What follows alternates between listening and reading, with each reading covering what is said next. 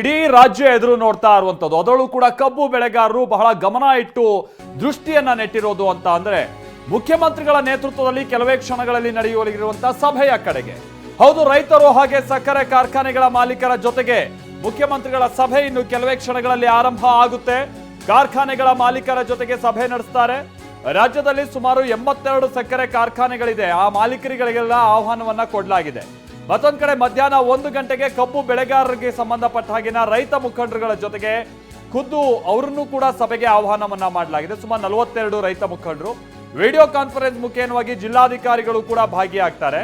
ಸಭೆಗೆ ಹಾಜರಾಗಬೇಕು ಅಂತ ಕಲಬುರಗಿ ಡಿಸಿಗೂ ಕೂಡ ಸೂಚನೆಯನ್ನ ಕೊಡಲಾಗಿದೆ. ನಾನು ಈಗ ತಾನೇ ಹೇಳಿದಾಗೆ ರಾಜ್ಯದಲ್ಲಿ ಸುಮಾರು 82 ಸಕ್ಕರೆ ಕಾರ್ಖಾನೆಗಳಿದೆ. ಅದರಲ್ಲಿ ಅರ್ಧಕ್ಕಿಂತ ಹೆಚ್ಚಿರುವಂಥದ್ದು ಬೆಳಗಾವಿ, ಬಾಗಲಕೋಟೆ ಹಾಗೂ ವಿಜಯಪುರ ಜಿಲ್ಲೆಗಳಲ್ಲೇ ಸುಮಾರು 45-46 ಸಕ್ಕರೆ ಕಾರ್ಖಾನೆಗಳು ಆ ಭಾಗದಲ್ಲೇ ಇವೆ. ಸೊ ಆ ಎಲ್ಲ ಮಾಲೀಕರಿಗಳಿಗೂ ಕೂಡ ಈಗ ಬುಲಾವನ್ನ ಕೊಡಲಾಗಿದೆ ಅನ್ನುವಂಥದ್ದು ತಿಳಿದು ಬರ್ತಾ ಇದೆ. ಇನ್ನು ಕೆಲವೇ ಕ್ಷಣಗಳಲ್ಲಿ ಮುಖ್ಯಮಂತ್ರಿಗಳ ನೇತೃತ್ವದಲ್ಲಿ ಸಭೆ ನಡೆಯೋದಿದೆ. ಮುಖ್ಯಮಂತ್ರಿಗಳು ಈಗ ಬಹಳ ಸಂಕಷ್ಟದ ಸಂದರ್ಭದಲ್ಲಿ ಇದ್ದಾರೆ. ಯಾಕಂತಂದ್ರೆ ಈಗ ಕೇಂದ್ರ ಸರ್ಕಾರದ ಕಡೆಗೆ ಬೊಟ್ಟು ತೋರಿಸಿ ಸದ್ಯದ ಸನ್ನಿವೇಶವನ್ನ ನಿಭಾಯಿಸುವ ಹಂತದಲ್ಲಂತೂ ಮುಖ್ಯಮಂತ್ರಿಗಳು ಇದ್ದಂಗಿಲ್ಲ. ಯಾಕಂತಾರೆ ರೈತರು ಅದಕ್ಕೆ ಆಸ್ಪದ ಕೊಡ್ತಾ ಇಲ್ಲ. ನಿನ್ನೆ ಸಕ್ಕರೆ ಸಚಿವ ಶಿವಾನಂದ ಪಾಟೀಲ್ ಅವರು 2 ದಿನ ಸಮಯ ಕೇಳದಂತ ಸಂದರ್ಭದಲ್ಲೇ ರೈತರು ಹೇಗೆ ಮುಗಿಬಿದ್ರು ಅನ್ನೋದನ್ನ ನಾವು ನೋಡ್ತಾ ಇದ್ದೀವಿ. ಎಲ್ಲ ಅಂದ್ಕೊಂಡಂಗಾಗಿದ್ರೆ ಇವತ್ತಿನಿಂದ ರಾಷ್ಟ್ರೀಯ ಹೆದ್ದಾರಿಗಳನ್ನ ಬಂದ್ ಮಾಡಿ ಅಮರಣಾಂತ ಪ್ರತಿಭಟನೆಗೆ ರೈತರು ಮುಂದಾಗಬೇಕಾಗಿತ್ತು.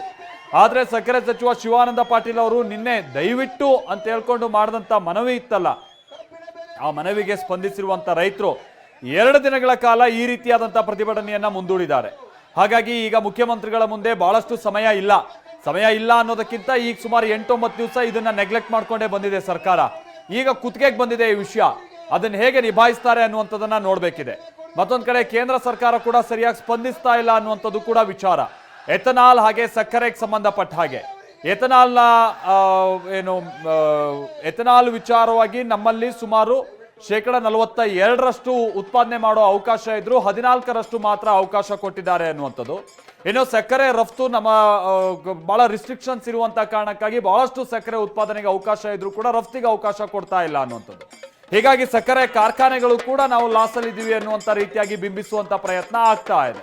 ಪ್ರಮೋದ್ ನಮ್ಗೆ ಇದಕ್ಕೆ ಸಂಬಂಧಪಟ್ಟಾಗೆ ಮತ್ತಷ್ಟು ಡೀಟೇಲ್ಸ್ ಅನ್ನ ಕೊಡ್ತಾರೆ. ನಮ್ಮ ಜೊತೆಗೆ ನೇರ ಸಂಪರ್ಕದಲ್ಲಿ ಜಾಯ್ನ್ ಆಗ್ತಾ ಇದ್ದಾರೆ. ಪ್ರಮೋದ್, ಈಗ ಮುಖ್ಯಮಂತ್ರಿಗಳ ಮುಂದೆ ಬಹಳ ಸಮಯ ಇಲ್ಲ ಅಂತ ಯಾಕೆ ಹೇಳ್ತಾ ಇದೀವಿ ಅಂತ ಅಂದ್ರೆ ಕೇಂದ್ರದ ಕಡೆ ಬೊಟ್ಟು ಮಾಡೋದು, ಅಂಕಿ ಅಂಶ ಇಡೋದು. ಈಗ 9-10 ದಿನ ಆಗೋಗಿದೆ. ಇಲ್ಲಿ ತನಕ ಇವ್ರು ನೆಗ್ಲೆಕ್ಟ್ ಮಾಡ್ಕೊಂಡ್ಬಂದು ಈ ಕೊನೆ ಹಂತದಲ್ಲಿ ಈ ರೀತಿ ಅಂತ ಲೆಕ್ಕಾಚಾರ ಹೇಳಿದ್ರೆ ಬಹುಶಃ ರೈತರು ಅದನ್ನ ಕೇಳೋ ಸನ್ನಿವೇಶದಲ್ಲಿ ಇಲ್ಲ ಅಂತ ಕಾಣಿಸುತ್ತೆ. ನಿನ್ನೆ ನಾವು ನೋಡಿದೀವಿ ಏನೇನಾಯ್ತು ಸಕ್ಕರೆ ಸಚಿವರು ಸ್ಪಾಟ್ ಅಲ್ಲಿ ಇದ್ದಂತ ಸಂದರ್ಭದಲ್ಲಿ ಅಂತ. ಸೊ ಇವತ್ತು ಮುಖ್ಯಮಂತ್ರಿಗಳ ಮುಂದಿರುವಂತಹ ಆಯ್ಕೆಗಳು ಏನೇನು, ಈ ಸಭೆ ಮೇಲೆ ಹೇಗೊಂದು ನಿರೀಕ್ಷೆ ಇಡಲಾಗಿದೆ ಪ್ರಮೋದ್? ಮಲ್ತೇಶ್, ಪ್ರಮುಖವಾಗಿ ರೈತರು ಹೇಳ್ತಾ ಇರುವಂಥದ್ದು 3550 ರೂಪಾಯಿ FRP ದರ ಏನು ಕೊಡ್ತಾ ಇದ್ದಾರೆ ಅಂತ ಮಹಾರಾಷ್ಟ್ರ ಸೇರಿದಂತೆ ಸುತ್ತಮುತ್ತಲ ಭಾಗ ಅಂದರೆ ಬೆಳಗಾವಿಯ ಸುತ್ತಮುತ್ತಲಿನ ಭಾಗದಲ್ಲೂ ಕೂಡ ಪ್ರಮುಖವಾಗಿ ಅಂತಾರಾಜ್ಯಗಳಲ್ಲಿ ಹೆಚ್ಚಿನ ಪ್ರಮಾಣದಲ್ಲಿ, ಅದರಲ್ಲೂ ಮಹಾರಾಷ್ಟ್ರದಲ್ಲಿ ಹೆಚ್ಚಿನ ದರವನ್ನು ನೀಡಲಾಗ್ತದೆ. 3500 ರೂಪಾಯಿ ಅಷ್ಟು ದರವನ್ನು ಕೂಡ ಆ ಭಾಗದಲ್ಲಿ ನೀಡಲಾಗ್ತಾ ಇದೆ. ನಮ್ಮ ರೈತರು ಕರ್ನಾಟಕದ ವ್ಯಾಪ್ತಿಯಲ್ಲಿರುವಂಥ ಶುಗರ್ ಫ್ಯಾಕ್ಟ್ರಿಗಳಿಗೆ ಹೋದರೆ 2600ರಿಂದ 3100 ರೂಪಾಯಿ ತನಕ ವಿವಿಧ ಹಂತದಲ್ಲಿ ವಿವಿಧ ರೀತಿಯಂಥ ಇಳುವರಿ ಇರುವಂಥ ಕಬ್ಬಿಗೆ ದರವನ್ನು ನಿಗದಿ ಮಾಡಲಾಗಿದೆ ಅಥವಾ ಆ ಒಂದು ದರವನ್ನು ಕೊಡ್ತಾ ಇದ್ದಾರೆ. ರೈತರು ಹೇಳ್ತಾ ಇರುವಂಥದ್ದು ನಮಗೆ ಒಂದೇ ಮಾದರಿದೆ, ಪ್ರಮುಖವಾಗಿ 3500 ರೂಪಾಯಿ ಅಷ್ಟೇ FRP ಕೊಡಲೇಬೇಕು ಅನ್ನುವಂಥದ್ದು ಇರುವಂಥದ್ದು. ಆದರೆ ಇಲ್ಲಿ 2 ವರ್ಷನ್ ಇದೆ. ಒಂದು, ರೈತರು ನಮಗೆ ಪಕ್ಕದಲ್ಲಿ ಮಹಾರಾಷ್ಟ್ರ ಅಂದರೆ ಪಕ್ಕದ ಮಹಾರಾಷ್ಟ್ರದ ಫ್ಯಾಕ್ಟ್ರಿಗಳಿಗೆ ಹೋದರೆ 3500 ರೂಪಾಯಿ ಕೊಡ್ತಾರೆ, ನೀವು ಮಾತ್ರ ಯಾಕೆ ಕಡಿಮೆ ಕೊಡ್ತೀರಿ ಅನ್ನುವಂಥ ವಾದವನ್ನು ಮಂಡಿಸ್ತಾ ಇದ್ದಾರೆ. ಅತ್ತ ಶುಗರ್ ಫ್ಯಾಕ್ಟ್ರಿ ಮಾಲೀಕರು ಹೇಳ್ತಾ ಇರುವಂಥದ್ದು ನಾವು ಇಳುವರಿ ಆಧರಿಸಿ ಕೊಡ್ತಾ ಇದ್ದೀವಿ ಅಂತ.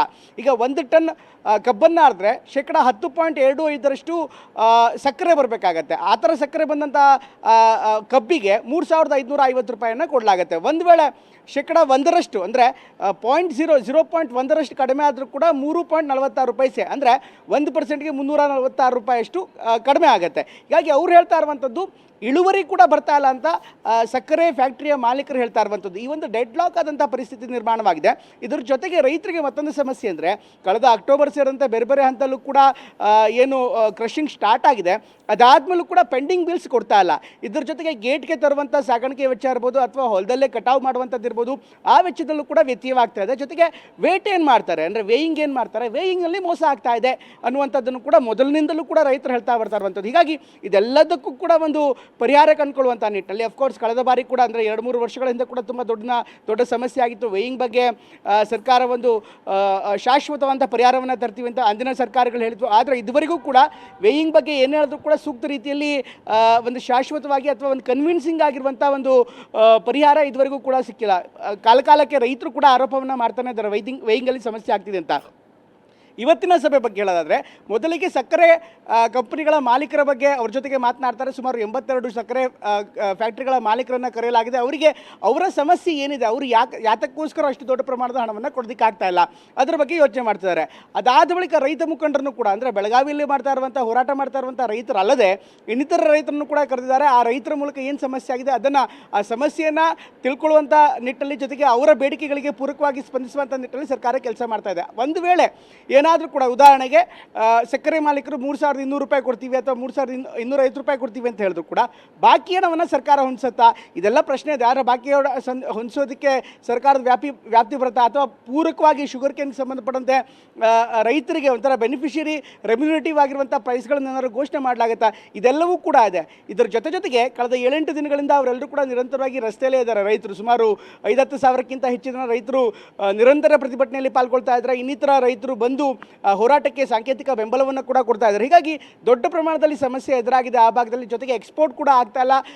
ಸಾಕಷ್ಟು ದೊಡ್ಡ ಪ್ರಮಾಣದಲ್ಲಿ ಸಕ್ಕರೆ ಕಂಪನಿಗಳು ಕೂಡ ಈಗ ಲಾಸ್ಗೆ ಹೋಗುವಂಥ ಸಾಧ್ಯತೆ ಇರುತ್ತೆ. ಹೀಗಾಗಿ ಸರ್ಕಾರ ಈ ಬಿಕ್ಕಟ್ಟನ್ನು ಎಷ್ಟು ಶೀಘ್ರವಾಗಿ ಪರಿಹಾರ ಮಾಡುತ್ತೋ ಅದು ರೈತರಿಗೂ ಕೂಡ ಒಳ್ಳೆಯದು, ಸಕ್ಕರೆ ವ್ಯಾಪಾರಕ್ಕೂ ಕೂಡ ಒಳ್ಳೆಯದು. ಈ ಎಲ್ಲ ಕಾರಣಗಳಿಂದ ಇವತ್ತಿನ ಸಭೆ ಅತ್ಯಂತ ಮಹತ್ವದಾಗಿದೆ. ಸಭೆ ಆದ ಬಳಿಕ ತತ್ಕ್ಷಣಕ್ಕೆ ನಮಗೆ ಪರಿಹಾರ ಸಿಗತ್ತಾ ಅಂತ ಅನ್ನೋದಾದರೆ ಅದು ಕೂಡ ನಿರೀಕ್ಷೆ ಇಟ್ಕೊಳ್ಳೋದಕ್ಕೆ ಸಾಧ್ಯ ಆಗಲ್ಲ. ಯಾಕೆಂದರೆ ಇಬ್ಬರ ಬೇಡಿಕೆಗಳನ್ನು, ಇಬ್ಬರ ವರ್ಷನ್ಸ್ಗಳನ್ನು ಆಲಿಸಿ ಅದಾದ ಬಳಿಕ ಅಫ್ಕೋರ್ಸ್ ಸರ್ಕಾರ ಕೂಡ ಹಿರಿಯ ಅಧಿಕಾರಿಗಳ ಜೊತೆಗೆ, ಫೈನಾನ್ಸ್ ಅಧಿಕಾರಿಗಳ ಜೊತೆಗೆ, ಹಾಗೆ ಸಕ್ಕರೆ ಡಿಪಾರ್ಟ್ಮೆಂಟ್ ಇದೆ ಅದರೆಲ್ಲ ಜೊತೆಗೆ ಒಂದು ಮಾತನಾಡಿ ಆನಂತರ ಒಂದು ಪಾಲಿಸಿ ಮೇಕಿಂಗ್ ಆಗಿ ಒಂದು ನಿರ್ಧಾರವನ್ನು ಕೈಗೊಳ್ಳಬೇಕಾಗತ್ತೆ. ಇದು ಇಲ್ಲಿನ ಚಿತ್ರಣ. ಮಾಲ್ತೇಶ್. ಓಕೆ ಪ್ರಮೋದ್, ಈಗ ವಿಚಾರ ಅಂತ ಅಂದ್ರೆ ಒಂದು ಕಡೆ ಸರ್ಕಾರ ಈಗ ಲೆಕ್ಕಾಚಾರ ಹೇಳ್ತಾ ಇದೆ, ಎಥನಾಲ್ ನಮ್ಮ ರಾಜ್ಯಕ್ಕೆ ಪೂರೈಕೆಗೆ ಸಿಕ್ಕಿರುವಂತಹ ಹಕ್ಕು ಬಹಳ ಕಮ್ಮಿ ಇದೆ ಅನ್ನುವಂಥದ್ದು. ಆಮೇಲೆ ನೀವು ಹೇಳ್ದಂಗೆ ಸಕ್ಕರೆ ರಫ್ತಿನ ವಿಚಾರವಾಗಿನೂ ಕೂಡ ಈಗ ಲೆಕ್ಕಾಚಾರ ಹೇಳ್ತಾ ಇದೆ. ಆಮೇಲೆ ನೀವು ಹೇಳ್ದಂಗೆ ಇಳುವರಿ ಆಧಾರಿತ 11.25ಗೆ ಇಂತಿಷ್ಟು, 10.25ಗೆ ಇಂತಿಷ್ಟು, 9 ಬಿಲೋ ಇದ್ರೆ ಇಂತಿಷ್ಟು, ಇದನ್ನೆಲ್ಲ ಈಗ ಲೆಕ್ಕಾಚಾರ ಹಾಕಿ ಕನ್ವಿನ್ಸ್ ಮಾಡುವಂತ ಆ ಸಮಯ ರೈತರು ಕೊಟ್ಟಿರುವಂತ ಈ ಗಡುವಿನ ಒಳಗಾಗಿನೇ ಆಗ್ಬೇಕಾಗಿದೆ. ಯಾಕಂದ್ರೆ ಅದನ್ನು ಮೀರಿ ಆದ್ರೆ ರೈತರು ಯಾವ ಹೆಜ್ಜೆ ಇಡ್ತಾರೆ ಅನ್ನುವಂಥದ್ದು ಅರ್ಥ ಆಗ್ತಾ ಇಲ್ಲ. ಕಳೆದ 3 ದಿವಸಗಳಿಂದ ಆ ಕಿಚ್ಚು ಹೇಗೆ ವ್ಯಾಪಿಸ್ತಾ ಇದೆ ಅನ್ನೋದನ್ನ ನೋಡ್ತಾ ಇದೀವಿ. ಮತ್ತೊಂದು ಕಡೆ ಸರ್ಕಾರದ ಕಠಿಣವಾದ ನಿರ್ಧಾರ ಬರುವಂತ ಹಂತದಲ್ಲೂ ಇದ್ದಂಗಿಲ್ಲ. ಯಾಕಂದ್ರೆ ಬಹಳಷ್ಟು ಸಚಿವರುಗಳು, ಶಾಸಕರುಗಳೇ ಈ ಸಕ್ಕರೆ ಕಾರ್ಖಾನೆ ಮಾಲೀಕರುಗಳಾಗಿರುವಂತಹ ಕಾರಣಕ್ಕಾಗಿ ಬಹಳ ಖಡಾಖಂಡಿತವಾಗಿ ಅವ್ರ ಮೇಲೆ ಹೀಗೆ ಮಾಡಿ ಅಂತ ಸರ್ಕಾರ ಒಂದು ನಿರ್ಧಾರಕ್ಕೆ ಬರೋದಕ್ಕೂ ಕೂಡ ಸಾಧ್ಯ ಆಗಲ್ಲ. ಏನ್ ಸೂತ್ರ ಇಟ್ಕೊಂಡಿದೆ ಅಂತೇಳಿ ಪ್ರಮೋದ್ ಸರ್ಕಾರ, ಅಕಸ್ಮಾತ್ ಒಂದ್ ಸ್ವಲ್ಪ ಕನ್ವಿನ್ಸಿಂಗ್ ಆಗಿ ಮಾಡೋದ್ರೆ ರೈತರನ್ನ ಮನವೊಲಿಸುವಂತ ನಿಟ್ಟಿನಲ್ಲಿ ಏನ್ ಸೂತ್ರ ಇದೆ ಸರ್ಕಾರದ ಬಳಿ ಅಂತ? ಮಾಲ್ತೇಶ್, ಈಗ ಚಳುವಳಿ ಅಂತ ಬಂದಾಗ, ಹೋರಾಟ ಅಂತ ಬಂದಾಗ ಯಾವುದೇ ಹೋರಾಟದಲ್ಲಿ ಗಡುವನ್ನು ನೀಡುವಂಥದ್ದು, ಟಾರ್ಗೆಟನ್ನು ನೀಡುವಂಥದ್ದು, ಗುರಿಯನ್ನು ನೀಡುವಂಥದ್ದು, ಒತ್ತಡವನ್ನು ನಿರ್ಮಾಣ ಮಾಡುವಂಥದ್ದು ಒಂದು ಸಹಜ ಪ್ರಕ್ರಿಯೆ. ಸಹಜ. ನೀವು ನೋಡ್ತಾ ಇದ್ರೆ ಮೊನ್ನೆಗೆ ನಿನ್ನೆ 1 ದಿನದ ಗಡುವನ್ನು ಕೊಡ್ತೀವಿ ಅಂತ ಹೇಳಿದ್ರು, ಇವತ್ತು 2 ದಿನದ ಗಡುವನ್ನು ಕೊಡ್ತಾ ಇದ್ದಾರೆ. ಅಂತ ಸರ್ಕಾರ ಕೂಡ ಅಂದರೆ ಪರಿಹಾರ ನೀಡುವಂಥ ನಿಟ್ಟಿನಲ್ಲಿ ಅವ್ರದ್ದೇ ಆದಂಥ ಕಾಲಾವಕಾಶಗಳು ಬೇಕಾಗುತ್ತೆ. ಯಾಕೆಂದರೆ ಒಂದು ಸರ್ಕಾರ ರೈತರ ಹಿತಾಸಕ್ತಿಯನ್ನು ಕಾಯೋದ್ರ ಜೊತೆಗೆ ಮತ್ತೊಂದು ಆಯಾಮದಲ್ಲೂ ಕೂಡ ಸರ್ಕಾರದ ಆಡಳಿತಾತ್ಮಕ ಜೊತೆಗೆ ಫೈನಾನ್ಷಿಯಲ್ ಆ್ಯಂಗಲಿಂದಲೂ ಕೂಡ ನೋಡಬೇಕಾಗುತ್ತೆ. ಅದೆರಡನ್ನೂ ಕೂಡ ಸರಿದೂಗಿಸಿಕೊಳ್ಳುವಂಥ ನಿಟ್ಟಿನಲ್ಲಿ ಎಲ್ಲರನ್ನೂ ಕೂಡ ಒಟ್ಟಾಗಿ ಕರೆದು ಹೋಗುವಂಥ ನಿಟ್ಟಿನಲ್ಲಿ ಥಿಂಕಿಂಗನ್ನು ಮಾಡಲೇಬೇಕಾಗುತ್ತೆ, ಯೋಚನೆಯನ್ನು ಮಾಡಲೇಬೇಕಾಗುತ್ತೆ. ಮತ್ತೊಂದು ವಿಚಾರ ಅಂದರೆ ಈಗ ರೈತರಿಗೆ ಸಹಜವಾಗಿ ಈಗ 2 ದಿನಗಳ ಪರಿಹಾರವನ್ನು ಕೇಳ್ತಾ ಇದ್ದಾರೆ. ಒಂದು ವೇಳೆ 2 ದಿನ ಪರಿಹಾರಗಳಾಗೆಲ್ಲ ಬಿಕ್ಕಟ್ಟಾಗಿದೆ ಅಂದರೆ ಮತ್ತೆ ನೆಗೋಸಿಯೇಷನ್ಸ್ಗೆ ಹೋಗಲೇಬೇಕಾಗುತ್ತೆ ಸರ್ಕಾರ. ಸಹಜವಾಗಿ 2 ದಿನನೋ ಮತ್ತೊಂದು 3 ದಿನನೋ ಸಹಜವಾಗಿ ಕೇಳಲೇಬೇಕಾಗತ್ತೆ. ಅಫ್ಕೋರ್ಸ್ ರೈತರು ಹಠ ಮಾಡ್ತಾರೆ, ಅದರ ಪಟ್ಟನ್ನು ಖಂಡಿತವಾಗ್ಲೂ ಸಡಿಸಲ್ಲ.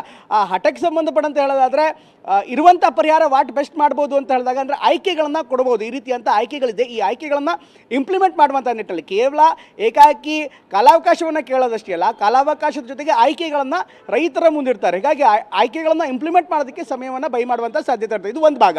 ನೀವು ಆಗಲೇ ಹೇಳಿದ್ರಿ ಈ ಶುಗರ್ ಫ್ಯಾಕ್ಟ್ರಿ ಯಾವ ರೀತಿ ಆಗಿದೆ ಅನ್ನುವಂಥದ್ದು, ಅಥವಾ ಆ ಶುಗರ್ ಇಂಡಸ್ಟ್ರಿ ಯಾವ ರೀತಿ ಆಗಿದೆ ಅನ್ನೋದನ್ನು ನೋಡೋದಾದ್ರೆ ಕೇವಲ ಕಾಂಗ್ರೆಸ್ ಅಂತ ಅಲ್ಲ, ಕೇವಲ BJP ಅಂತಲ್ಲ, ಬಹುತೇಕ ಎಲ್ಲ ಪಕ್ಷಗಳಲ್ಲೂ ಕೂಡ ಈ ಶುಗರ್ ಲಾಬಿ ತುಂಬ ದೊಡ್ಡ ಪ್ರಮಾಣದಲ್ಲಿದೆ. ಬಹುತೇಕ ಎಲ್ಲ ಕಾಂಗ್ರೆಸ್ ಬಗ್ಗೆ ಹೇಳಿದರೆ ಎಲ್ಲ ಹಿರಿಯ ಶಾಸಕರು, ನಾಯಕರು, ಸಚಿವರ ಮಾಲೀಕತ್ವದ ಸಾಕಷ್ಟು ಶುಗರ್ ಫ್ಯಾಕ್ಟ್ರಿಗಳು ಕೂಡ ಇದೆ. ಕರ್ನಾಟಕ ಅಷ್ಟೇ ಅಲ್ಲ, ಪಕ್ಕದ ಮಹಾರಾಷ್ಟ್ರದಲ್ಲೂ ಕೂಡ ಇದೇ ರೀತಿಯಂಥ ವಾತಾವರಣ ಇದೆ. ಹೀಗಾಗಿ ಆ ಶುಗರ್ ಲಾಬಿ ಕೂಡ ಅಷ್ಟೇ ದೊಡ್ಡ ಪ್ರಮಾಣದಲ್ಲಿದೆ, ಶುಗರ್ ಸಹಕಾರ ಲಾಬಿ ಕೂಡ ಅಷ್ಟೇ ದೊಡ್ಡ ಪ್ರಮಾಣದಲ್ಲಿದೆ, ಜೊತೆಗೆ ಈ ಕಬ್ಬಿನ ಶುಗರ್ ಕೇನ್ ಲಾಬಿನ ಅದು ಕೂಡ ದೊಡ್ಡ ಪ್ರಮಾಣದಲ್ಲಿದೆ. ಈ ನಿಟ್ಟಿನಲ್ಲಿ ಸರ್ಕಾರ ಕೂಡ ಒಂದು ಒತ್ತಡದಲ್ಲಿದೆ. ಯಾಕೆಂದರೆ ಎಲ್ಲವೂ ನಿರ್ಧಾರ ಮಾಡುವಂಥದ್ದು ಯಾರು? ನಿರ್ಧಾರ ಮಾಡುವಂಥವರೇ ಪರೋಕ್ಷವಾಗಿ ಇಲ್ಲಿ ಮೇಲ್ಗಡೆ ಕೂತ್ಕೊಂಡಿದ್ದಾರೆ. ಅವರೇ ಸಕ್ಕರೆ ಕಂಪನಿಯ ಮಾಲೀಕರಾಗಿದ್ದಾರೆ. ಸತೀಶ್ ಜಾರಕಿಹೊಳಿ ಇರ್ಬೋದು, ಲಕ್ಷ್ಮೀ ಹೆಬ್ಬಾಳ್ಕರ್ ಇರ್ಬೋದು, ಶಿವರಾಮ್ ಹೆಬ್ಬಾರ್ ಇರ್ಬೋದು, ಅಥವಾ ಸೌದಿ ಇರ್ಬೋದು, ಇನ್ನು ರಮೇಶ್ ಕತ್ತಿ ಇರ್ಬೋದು, ಈ ಕುಟುಂಬದವರೇ. ಬೆಳಗಾವಿಯ ಬಗ್ಗೆ ಹೇಳೋದಾದ್ರೆ ಇಷ್ಟೊಂದು ದೊಡ್ಡ ಕುಟುಂಬ, ಕೋರೆ ಇರ್ಬೋದು, ಎಲ್ಲರೂ ಕೂಡ ಬಹುತೇಕ ಬೆಳಗಾವಿಯ ಘಟಾನುಘಟಿ ನಾಯಕರೆಲ್ಲರೂ ಕೂಡ ಸಕ್ಕರೆ ಕಂಪನಿ ಮಾಲೀಕರೇ. ಅಥವಾ ರೈತರು ಯಾರ ಬಳಿ ಬರಬೇಕು? ಇದೇ ನಾಯಕರ ಬಳಿ ಬರಬೇಕು. ಈ ಸರ್ಕಾರವನ್ನು ನಡೆಸ್ತಾ ಇರೋದು ಯಾರು? ಸಿದ್ದರಾಮಯ್ಯ ಆಗಿದ್ದು ಕೂಡ ಪರೋಕ್ಷವಾಗಿ ಇವರೆಲ್ಲರೂ ಕೂಡ ಒಂದು ಸರ್ಕಾರದ ಪ್ರತ್ಯಕ್ಷ ಮತ್ತು ಪರೋಕ್ಷ ಭಾಗ. ಹೀಗಾಗಿ ನೆಗೋಷಿಯೇಷನ್ ಯಾರ ಹತ್ರ ಮಾತನಾಡ್ತಿದ್ದೀರಿ? ಇದೇ ನಾಯಕರ ಜೊತೆಗೆ ಮಾತನಾಡ್ತಿದ್ದೀರಿ. ಈ ಕಾರಣಕ್ಕೋಸ್ಕರ ಸರ್ಕಾರ ಖಂಡಿತವಾಗ್ಲೂ ಒಂದು ಒತ್ತಡದಲ್ಲಿದೆ.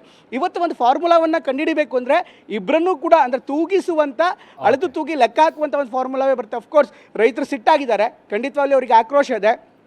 ಆಕ್ರೋಶವನ್ನು ಶಮನ ಮಾಡೋ ನಿಟ್ಟಿನಲ್ಲಿ ಒಂದು ಆಪ್ಷನ್ಸ್ಗಳನ್ನು ಅಥವಾ ಫಾರ್ಮುಲಾವನ್ನು ರೆಡಿ ಮಾಡ್ಬೋದು. ಆದರೆ ಆ ಫಾರ್ಮುಲಾ ಇವತ್ತಿಗೆ ಇಂಪ್ಲಿಮೆಂಟ್ ಆಗುತ್ತೆ ಅಂದರೆ ಖಂಡಿತ ಆಗುವಂಥ ಸಾಧ್ಯತೆ ಕಡಿಮೆ ಇರುತ್ತೆ. ಹೀಗಾಗಿ 1-2 ದಿನ ಹೆಚ್ಚು ಕಡಿಮೆ ಆಗ್ಬೋದು. ಆದರೆ ಇತ್ತ ಸಕ್ಕರೆ ಮಾಲೀಕರನ್ನ, ಶುಗರ್ ಇಂಡಸ್ಟ್ರಿ ಮಾಲೀಕರನ್ನ ಕೂಡ ಕರೆಸಿ ಮಾತನಾಡಿ ಆ ನಂತರ ಒಂದು ಸ್ಪಷ್ಟ ಚಿತ್ರಣವನ್ನು ನಮ್ಗೆ ಹೊರಗಡೆ ಬರುತ್ತೆ. ಹೀಗಾಗಿ ಮೀಟಿಂಗ್ ಆದ ಬಳಿಕವೇ ಸರ್ಕಾರದ ನಿರ್ಧಾರ ಏನಾಗಿರುತ್ತೆ, ಅದು ಫೈನಾನ್ಷಿಯಲ್ ನಿರ್ಧಾರ ಇರ್ಬೋದು, ಪೂರಕ ಬೆಲೆ ವಿಚಾರ ಇರ್ಬೋದು, ಅಥವಾ ಯಾವುದೇ ಮಾರ್ಗಸೂಚಿಗಳನ್ನು ರಚನೆ ಮಾಡುವಂಥದ್ದು ಇರ್ಬೋದು, ಅದೆಲ್ಲವೂ ಕೂಡ ಇದಾದ ಬಳಿಕ ಅಂದರೆ ಮೀಟಿಂಗ್ ಆದ ಬಳಿಕ ಒಂದು ಸ್ಪಷ್ಟವಾದಂಥ ಚಿತ್ರಣ ಸಿಗುತ್ತೆ. Maltesh, thank you Pramod.